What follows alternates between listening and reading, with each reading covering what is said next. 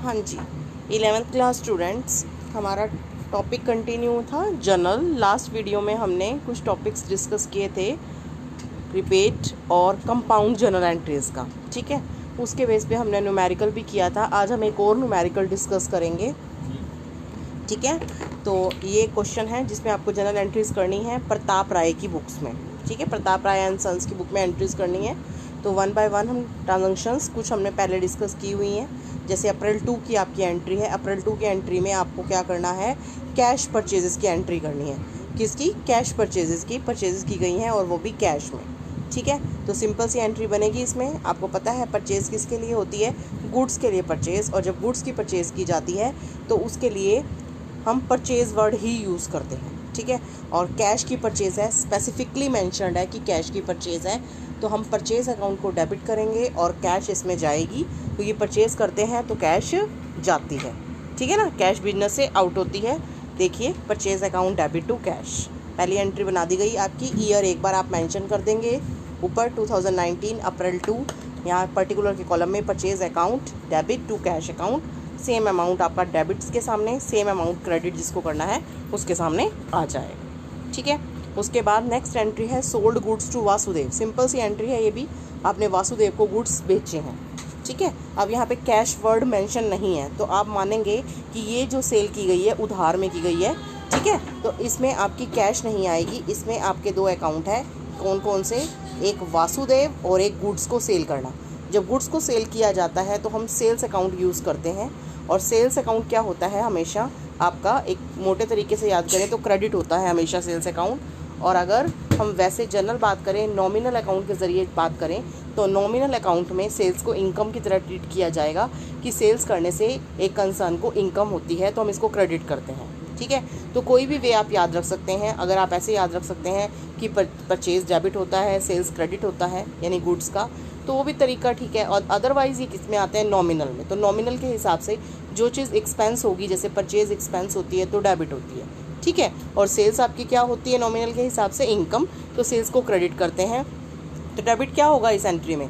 Cash में तो गए नहीं, कैश तो आ नहीं रही। तो आप जिस पर्सन ने आपको गुड्स दिए हैं, वासुदेव, आप जिसको गुड्स बेच रहे हैं, जिस पर्सन को, यानी जो रिसीव करेगा उन गुड्स को, रिसीवर क्या होता है पर्सनल अकाउंट के अकॉर्डिंग? डेबिट। तो वासुदेव डेबिट हो जाएगा और टू सेल्स अकाउंट। इसकी एंट्री आपकी ये बनेगी। जिस भी वे से आपको बेस्ट लगे आप उस वे से इसको कर सकते हैं, समझ सकते हैं, ठीक है। ये एंट्री भी आप चेक कीजिए। देखिए, वासुदेव टू सेल्स। वासुदेव के साथ अकाउंट शब्द नहीं लगाया गया है क्योंकि मैंने आपको ये भी बताया था कि किसी भी व्यक्ति के नाम के साथ अकाउंट शब्द जो है नहीं लगाया जाता, उसको स्किप कर दिया जाता है, ठीक है। उसके बाद दोबारा से वापस स्टेटमेंट पे चलते हैं। स्टेटमेंट में और डिफरेंट क्या है? अब अप्रैल 6 की जो एंट्री है उसमें ये लिखा है कि जो ये वासुदेव को आपने गुड्स बेचे थे ना, उसने रिटर्न कर दिया डिफेक्टिव गुड। कुछ माल डिफेक्टिव निकला, यानी कुछ माल में डिफेक्ट था, कुछ कमी थी, तो वो उसने वापस कर दिए। जब आपका गया हुआ माल, आपका सेल किया हुआ माल वापस आएगा तो उसको कहा जाएगा सेल्स रिटर्न। क्या कहा जाएगा उसको? सेल्स रिटर्न कहा जाएगा, ठीक है। तो सेल्स तो आपकी क्रेडिट होती है तो सेल्स रिटर्न उसका रिवर्स होता है, डेबिट होता है। और दूसरी बात, आपकी जो इनकम थी सेल के थ्रू होती है, अब आपकी वो इनकम क्या हो जाएगी? आपके जब गुड्स वापस आ गए तो इनकम क्या हो जाएगी? खर्चे में कन्वर्ट हो जाएगी, यानी वापस आ गई आपकी इनकम, कम हो गई। खर्चा तो नहीं हुआ लेकिन इनकम कम हो गई, तो उसमें आपका रिवर्स हो जाएगा आपका, ठीक है। सेल्स का उल्टा आपका सेल्स रिटर्न होगा। सेल्स रिटर्न को डेबिट किया जाएगा। और किसने वापस किया? वासुदेव ने। तो एंट्री क्या होगी? Sales return account debit to Vasudev, ठीक है। अब आप देखिए ये एंट्रीज कनेक्टेड हैं, लगातार कॉन्टिन्यूस में ये आपकी एंट्री। अप्रैल 3 की एंट्री जिसमें आपने गुड्स वासुदेव को बेचे, फिर वासुदेव ने रिटर्न कर दिए। उसके बाद अप्रैल 8 की एंट्री में क्या है? आपको वासुदेव से कैश रिसीव हो रही है और आपने उसको डिस्काउंट अलाउ किया है। देखिए, 10,000 के गुड्स आपने सेल किए, 1,000 के उसने रिटर्न किए, यानी 10,000 में से 1,000 के गुड्स आपके रिटर्न हो चुके हैं। यानी आपने उससे कितना रुपया लेना है? 9,000 लेना है। लेकिन यहाँ उसने साफ साफ बोल दिया आप कितनी कैश ले रहे हैं? 8800। 9,000 में से 8800 की कैश आपकी आ रही है, तो इसका मतलब 200 रुपीज़ आप उसको छोड़ रहे हैं, वो डिस्काउंट है। साफ साफ लिखा भी हुआ है वो डिस्काउंट है। तो डिस्काउंट आप दे रहे हैं, 200 रुपये कम ले रहे हैं, वो आपका नुकसान है। कौन सा डिस्काउंट है ये? कैश डिस्काउंट है। कैश डिस्काउंट है, कैश लेने पे या देने पे मिलता है, और कैश आपने यहाँ पे लेनी है और डिस्काउंट आपने दिया है। डिस्काउंट आपने दिया है इसका मतलब डिस्काउंट अलाउ किया है, अलाउ किया मीन्स आपका खर्चा हो गया, तो डिस्काउंट क्या होगा, डेबिट होगा। और कैश रिसीव हो रही है, डेबिट व्हाट कम्स इन, तो उस हिसाब से कैश डेबिट होगी इसमें एंट्री में, कैश अकाउंट डेबिट, ठीक है। और डिस्काउंट भी डेबिट होना है क्योंकि आपने अलाउ किया है, डिस्काउंट अकाउंट डेबिट टू कहाँ से, वासुदेव से। गिवर कौन है, वासुदेव, तो वासुदेव क्रेडिट होगा। तो आप रूल के अकॉर्डिंग भी देख सकते हैं, कैश डेबिट होगी तो डिस्काउंट भी डेबिट होगा, कैश क्रेडिट होगी अगर किसी एंट्री में तो डिस्काउंट भी क्रेडिट होगा। एक तरीका याद रखने का।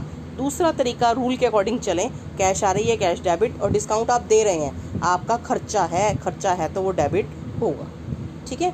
तो इसे किसी भी तरीके से जो आपको बेस्ट लगे आप उस तरीके से ध्यान में रख सकते हैं। और अमाउंट तो आपको लिखना आता है, जब 2 अकाउंट डेबिट हो रहे हैं और 1 क्रेडिट हो रहा है। इसको हम सोल्यूशन में देखते हैं। देखिए ये एंट्रीज कनेक्टेड, देखिए 3 एंट्रीज कनेक्टेड है आपकी। पहली एंट्री में अप्रैल 3 को क्या हुआ, गुड्स को बेचा गया, ठीक है। अप्रैल 3 को गुड्स बेचे गए हैं 10,000 के, उसके बाद वो रिटर्न किए हैं वासुदेव ने अप्रैल 6 की एंट्री में।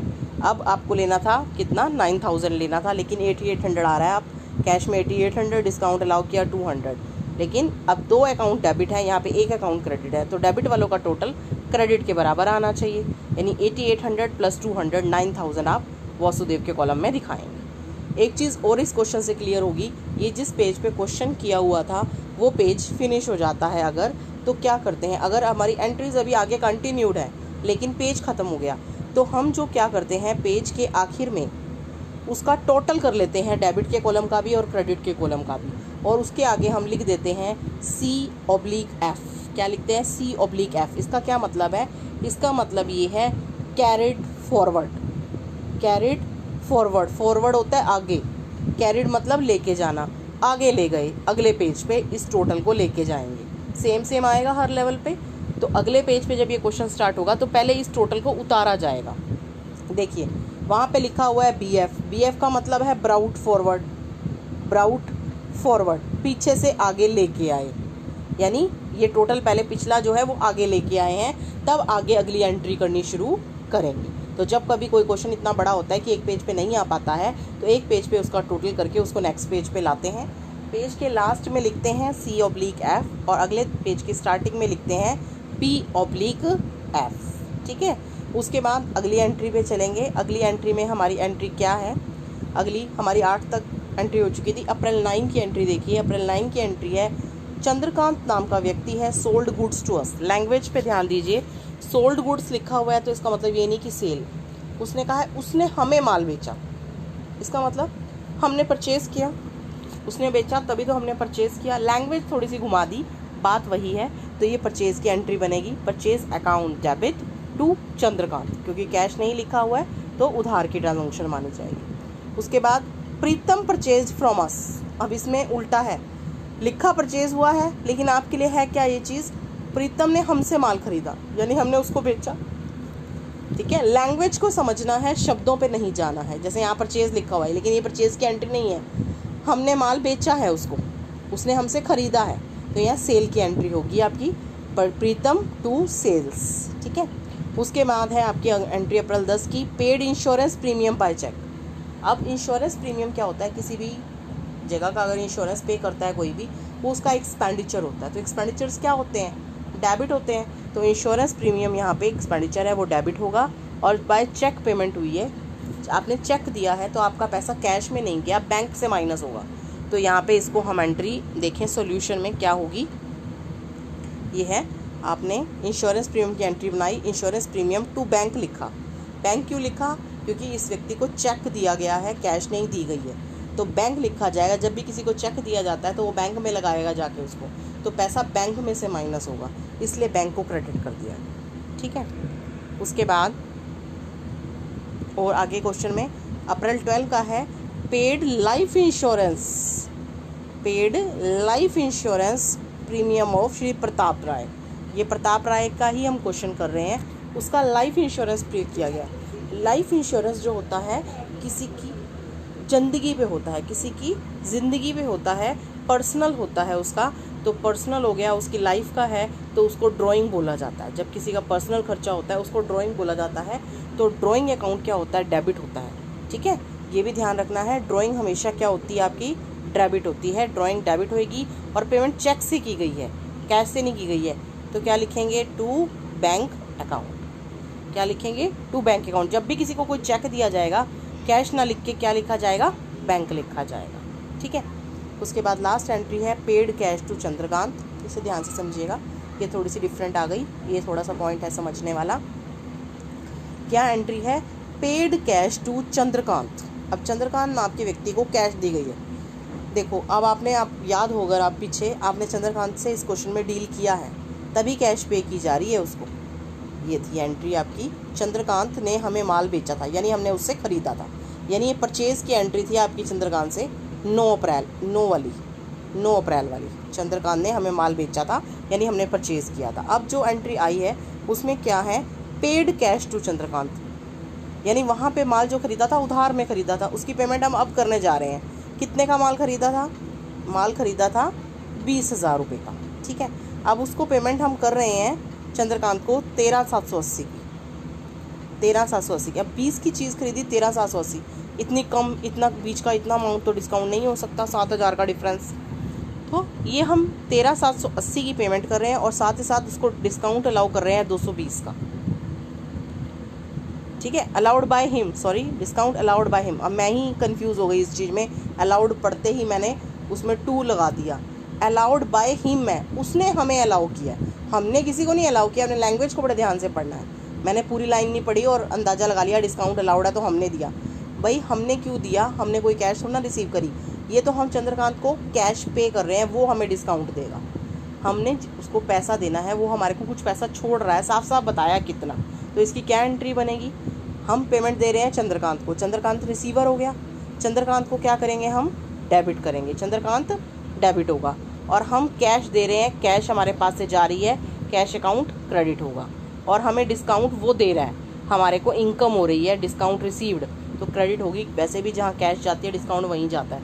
अब यहाँ पे कैश क्रेडिट हो रही है तो डिस्काउंट भी क्या होगा, क्रेडिट होगा। अब क्वेश्चन में देखा जा सकता है इस एंट्री को, ये रही 15 तारीख की entry. Chandrakant account debit, Chandrakant का अकाउंट डेबिट किया गया है, चंद्रकांत को to cash to discount receive.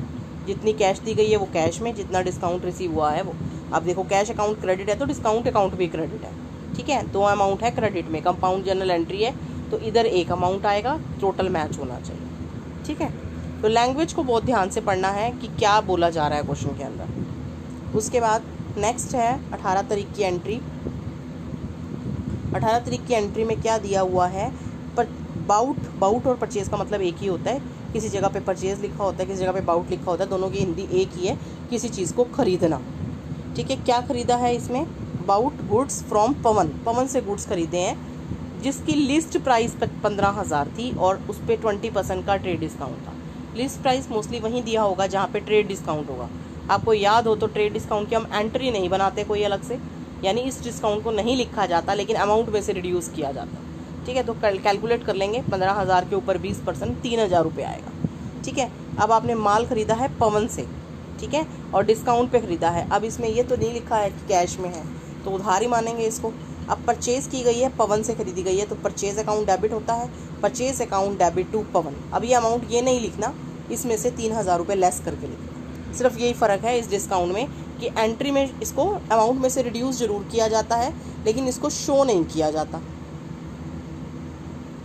ठीक है, तो इसकी एंट्री कहाँ है, ये है 18 तारीख की entry, purchase account debit to पवन।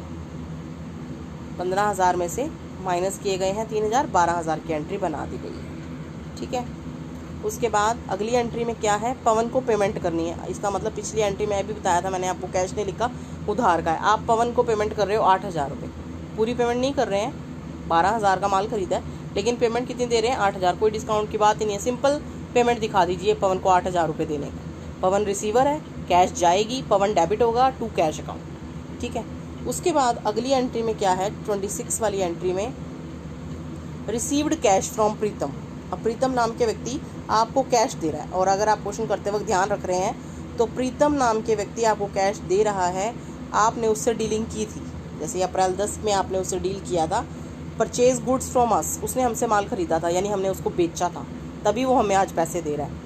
अब कितने में बेचा था वो तब बात आती है जब डिस्काउंट का पंगा हो। यहाँ कोई डिस्काउंट का पंगा नहीं है, सिंपल बता रखा है 6,000 रुपये रिसीव। तो रिसीव करने की एंट्री कीजिए, कैश आ रही है, कैश क्या हो जाएगी, डेबिट हो जाएगी।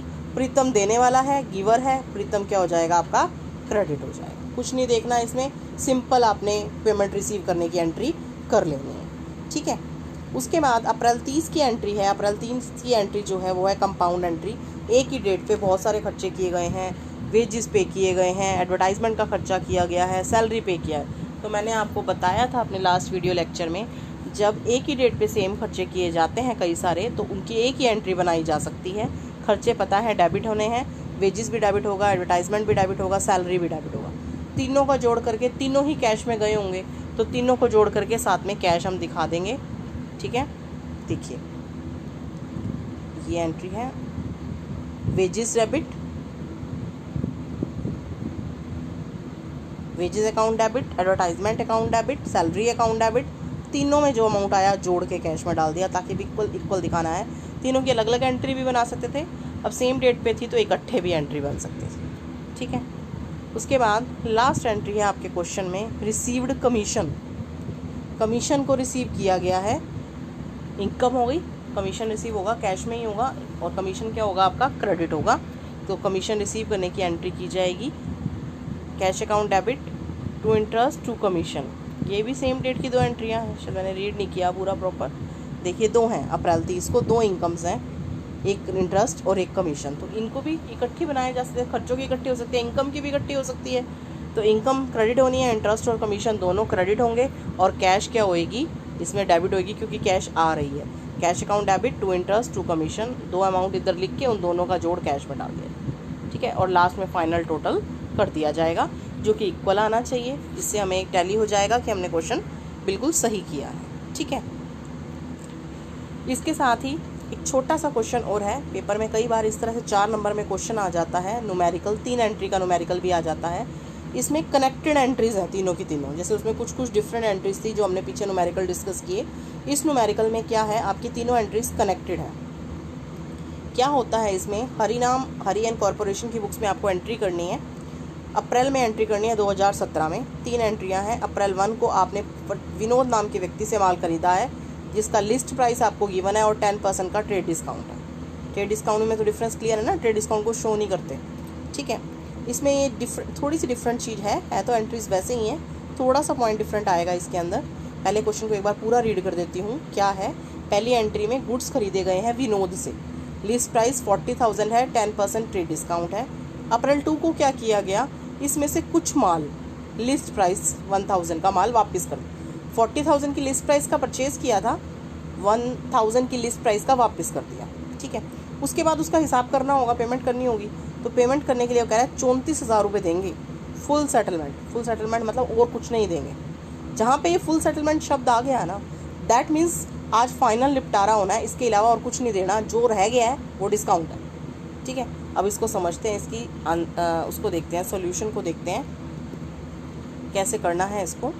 साथ साथ हमारा वर्किंग भी चलेगा, वर्किंग में मैं आपको साथ साथ दिखाती जाऊंगी। पहली एंट्री क्या होगी आपकी, पहली एंट्री होगी आपकी परचेज़ करने की। आपने परचेज़ किया है माल, किससे ख़रीदा था, विनोद से, ठीक है। तो एंट्री सिंपल है, वही विनोद से परचेज़ करने की। लेकिन यहाँ पे देखिए 36,000 दिखाया हुआ है, जबकि क्वेश्चन में लिस्ट प्राइस कितना दिया हुआ था, 40,000 का। और लिस्ट प्राइस नहीं लिखते हैं, उसमें से ट्रेड डिस्काउंट को माइनस करके लिखते हैं एंट्री में। 10% आप कैलकुलेट करेंगे तो 4,000 आएगा, 40,000 में से 4,000, 40,000 में से 4,000 रुपये माइनस करके 36,000 रुपये आपने पहली एंट्री में दिखा दिया, ठीक है। अब सेकंड एंट्री क्या है, इस खरीदे हुए माल में से उसने कुछ माल अगली डेट पे वापस कर दिया। Vinod to purchase return, purchase का उल्टा होता है परचेज रिटर्न। अगर परचेज डेबिट है तो परचेज रिटर्न उसका उल्टा होगा, क्रेडिट होगा, ठीक है। विनोद को वापस किया है, विनोद टू परचेज रिटर्न। अब यहाँ पे भी आपको लिस्ट प्राइस दिया हुआ है 1,000। जब यहाँ से लिस्ट प्राइस पे 10% टीडी लगा था खरीदते वक्त, तो वापस करते वक्त भी तो वो टीडी लगेगा। ये कहा नहीं जाएगा, आपको ऑटोमेटिकली होगा कि अगर खरीदते वक्त उसके ऊपर टीडी है तो वापस करते वक्त भी वो टीडी माइनस करना पड़ेगा। तो इसके ऊपर भी आप 10% ऑटोमेटिकली अपने आप से माइनस कर देंगे। 1,000 में से 100 बनेगा, तो 900 का माल आपका वापस आ गया, साथ साथ इसकी वर्किंग देखें तो वर्किंग में भी आप इसको दिखाया हुआ है। देखिए इस तरह से कैलकुलेट किया जाएगा। देखिए पहले दिखाया हमने कि कितने की परचेज़ है, आपने टीडी लेस करने के बाद कितने की परचेज़ है, 36,000 आपकी पहली एंट्री में आपने अमाउंट दिखाया है। उसमें से कितने का माल वापस कर दिया, 900 का, यानी अपना अमाउंट कितना देना है विनोद को, 35,100 देना है। 36,000 की चीज़ ली, 900 की हमने वापस कर दी, हमने अब कितने देने हैं, 35,100। लेकिन क्वेश्चन में हमें थर्ड एंट्री में बोल दिया कि हम 34,000 रुपये देंगे। अमाउंट हम कितना देंगे, 34,000 देंगे, फुल सेटलमेंट और कुछ नहीं देंगे। 35,100 और 34,000, इसका मतलब जो इनका अंतर है वो क्या है, डिस्काउंट। 35,100 देना था, उसकी जगह हम सिर्फ 34,000 दे रहे हैं। तो इसका मतलब जो बीच का गैप है आपका 1,100 रुपये, ये क्या हो गया, हमें डिस्काउंट मिल गया, डिस्काउंट रिसीव हो गया, इनकम है हमारी, तो ये डिस्काउंट क्रेडिट होगा। पहले एंट्री देख लेते हैं, एंट्री कैसे होगी इसकी। देखिए विनोद को डेबिट किया गया है, विनोद को क्योंकि पेमेंट देनी है, विनोद रिसीवर हो गया। जब आपने चीज़ ली है तो उसको पेमेंट भी दोगे, वो रिसीवर हो गया, विनोद डेबिट होगा। और आपकी कैश जाएगी टू कैश अकाउंट, कैश जाएगी और डिस्काउंट रिसीव हुआ है, इनकम है। वैसे भी कैश क्रेडिट है तो डिस्काउंट भी क्रेडिट होगा, ठीक है। अब अमाउंट कैसे लिखने हैं, जितनी कैश बताई हुई है 34,000, डिस्काउंट भी आपको पता लग गया, आपने निकाल लिया है, दोनों का जोड़ करके आप विनोद में दिखाएं, ठीक है। और वैसे भी विनोद का अमाउंट आपको पता चली जाएगा, जितने का माल खरीदा है, जितना वापस कर दिया, माइनस करके जो बचेगा वो विनोद में आना है। उसमें से जितनी कैश दी है कैश में, जितना डिस्काउंट है वो डिस्काउंट में, और टोटल आपका दोनों साइड का इक्वल बनना चाहिए। तो इस तरह से वर्किंग करके दिखाई जाती है। जैसे यही क्वेश्चन था, हमने लिया था, मैंने आपको बताया कि विनोद से माल खरीदा है 10% डिस्काउंट पे, फिर वापस किया गया है। वापसी में आपको टीडी नहीं बोला, लेकिन वो अंडरस्टूड है कि वो टीडी माइनस होगा, और फिर आपको पेमेंट करनी है। अब यहाँ पे डिस्काउंट नहीं बताया, आपने खुद कैलकुलेट किया, भाई बनते तो उसके 35,100 रुपये थे, हम दे रहे हैं 34,000, इसका मतलब जो बीच का गैप रह गया था 1,100 रुपये का, वो क्या है, डिस्काउंट है, ठीक है ना। तो किसी क्वेश्चन में तो यहाँ पे कैश दे देगा, यहाँ जैसे डिस्काउंट गायब कर दिया इसने, हमने खुद निकाला। किसी क्वेश्चन में डिस्काउंट दे देगा और कैश गायब कर देगा, हमें कैश निकालनी पड़ेगी, वो क्वेश्चन टू क्वेश्चन डिपेंड करेगा, ठीक है। तो इस तरह से आपके ये क्वेश्चंस किए जाएंगे। अब इससे अगला क्वेश्चन है, अब ये तो हमने इससे क्वेश्चन में तो डिस्कस किया परचेज का टीडी के साथ। अब अगला क्वेश्चन सेल्स का है टीडी के साथ। अब आपने गुड्स बेचे हैं कैलाश नाम के व्यक्ति को, लिस्ट प्राइस 1 लाख है, 15% ट्रेड डिस्काउंट है। अब इसमें सेल की एंट्री बनानी है आपने। परचेज और सेल दोनों ही टीडी पे हो सकती हैं, दोनों ट्रेड डिस्काउंट पे हो सकती हैं। अब सेल की एंट्री बनाएंगे। सेल्स क्या होती है, क्रेडिट होती है। अब कैलाश को सेल किया जा रहा है, कैलाश टू सेल्स, 15% आप 1 लाख का कैलकुलेट करेंगे, 15,000 आएगा। 1 लाख में से 15,000 माइनस करेंगे तो 85,000 रुपये आपने एंट्री में दिखाने हैं। 85,000 रुपये दिखाएंगे आप एंट्री के अंदर। देखिए 85,000 की एंट्री दिखाएंगे। अब सेकंड एंट्री पढ़िए इसकी। सेकंड एंट्री में क्या है, कैलाश ने माल वापस कर दिया है 4,000 लिस्ट प्राइस का। आपने माल बेचा, उसने कुछ 1 माह 2 दिन 3 दिन 4 दिन बाद उसको माल गलत लगा, कुछ भी कमी नहीं लगी, उसने माल वापस भेज दिया 4,000 का लिस्ट प्राइस का, ठीक है। तो उसका भी 15% आप माइनस करेंगे, चाहे आपको कहा जाए चाहे नहीं कहा जाए। तो 15% 4,000 का कैलकुलेट करेंगे तो 600 बनेगा। तो आपने 4,000 में से 600 माइनस किए, यानी 3400 रुपये से आपने सेल्स रिटर्न की एंट्री दिखानी है। सेल्स रिटर्न क्या होता है, आपका डेबिट होता है। Sales return account debit to Kailash. Clear है, ठीक है। तो इस तरह से अब तीसरी एंट्री भी देख लेते हैं, वो नेक्स्ट पेज पे है सोल्यूशन उसका। एंट्री देख लेते हैं। तीसरी एंट्री में क्या बोल रहा है, कैलाश से रिसीव किया हमने अमाउंट, जितना अमाउंट हमने लेना था लिया, डिस्काउंट उसको कैश डिस्काउंट 5% का दिया। पिछले क्वेश्चन में कैश बता दी थी, इतनी कैश ली, डिस्काउंट नहीं बताया था। यहाँ पे डिस्काउंट की परसेंटेज बता दी, कैश नहीं बताया। तो ये वर्किंग से निकलेगा आपका, ठीक है। इसका सोल्यूशन वर्किंग से पता चलेगा कि कैसे किया गया है ये। देखिए अब पहले इसकी वर्किंग ही देख लें। तीसरी एंट्री देखने से पहले आपने कितने का गुड्स बेचे उसको, 85,000 रुपये के, डिस्काउंट माइनस करने के बाद वापस कितने के आए, 3400 रुपये के। यानी आपने उससे कितना पैसा लेना है, माइनस करके देखेंगे 81,600, 81,600 अमाउंट लेना है। लेकिन वो कह रहा है 5% डिस्काउंट भी देना पड़ेगा उसको। तो इसका 5% कैलकुलेट करना, जितनी कैश लेनी होती है या देनी होती है उसी पे कैश डिस्काउंट कैलकुलेट होता है। ये आ गया है 4,080 रुपीज़, इतना तो आपको डिस्काउंट देना पड़ेगा उसको। इसका मतलब इसको माइनस करके देखो कितनी कैश आएगी आपके पास, कैश आएगी 77,520, ठीक है ना। अब एंट्री के अंदर चलें तो एंट्री में आपको कैश रिसीव करनी है, तो कैश आनी है आपके पास। कैश अकाउंट क्या होगा आपका, डेबिट होगा, क्योंकि debit what comes in, cash आएगी जब सेल करते हैं तो कैश को डेबिट किया गया है, और कैश डेबिट है तो डिस्काउंट भी ऑब्वियस है डेबिट होना है। या दूसरा तरीका, हम डिस्काउंट छोड़ रहे हैं, पैसा छोड़ रहे हैं, अलाउ कर रहे हैं, दैट मीन्स एक्सपेंडिचर कर रहे हैं, तो वो डेबिट ही होना है एक्सपेंडिचर में। टू कैलाश। अब अमाउंट कैसे लिखेंगे, अमाउंट आपने निकाल लिए हैं कि कैश है 77520, डिस्काउंट है 4080, दोनों का टोटल 810600, ये पैसा आपने कैलाश से लेना। ठीक है, तो इस तरह से ये क्वेश्चंस किए जाते हैं ट्रेड डिस्काउंट वाले। एक दो क्वेश्चन शायद और भी होंगे, ठीक है, अगले लेक्चर में हम डिस्कस करेंगे उसको।